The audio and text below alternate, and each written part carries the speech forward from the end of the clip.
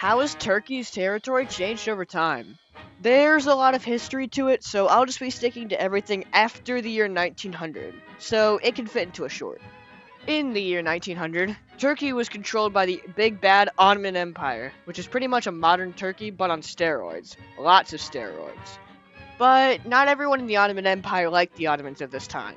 You see how they have control over all of the stuff in the Balkans? Well, that's about to change.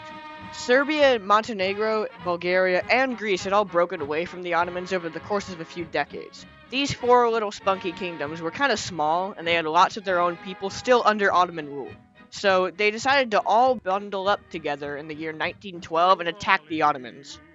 Thus, the First Balkan War begun.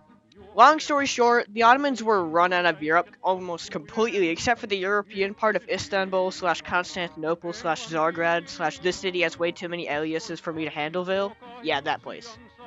But relations between Serbia and Greece and Bulgaria, they kind of deteriorated because complications over Macedonia. That created border disputes between the three nations. And as we all know, Balkan countries and border disputes go together like Coke and Mentos. So a few months later, the Second Balkan War begun, where Bulgaria invaded Serbia and Greece. And then literally all of Bulgaria's neighbors, including the Ottomans, just ganged up on them.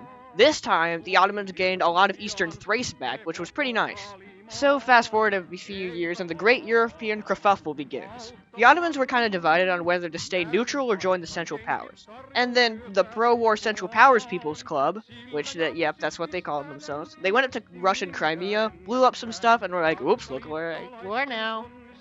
They decided to launch an offensive into the Caucasus, but they all froze to death. But the Ottomans were not done yet. They decided to blame their initial losses in Russia on the ethnic Armenians, which, by the way, did nothing, and decided to do things that would make YouTube very mad at me.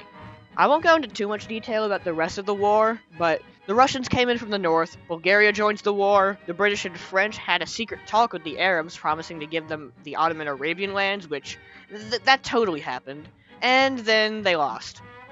Now, the Ottomans didn't really do too much wrong, actually, that's a complete lie, in Armenia. Moving on, you'd expect the Ottomans to get a pretty harsh peace treaty, right? Wrong! They got a super giga hard peace treaty, which was the Treaty of Sèvres. Don't even pretend that was the real right way to pronounce it.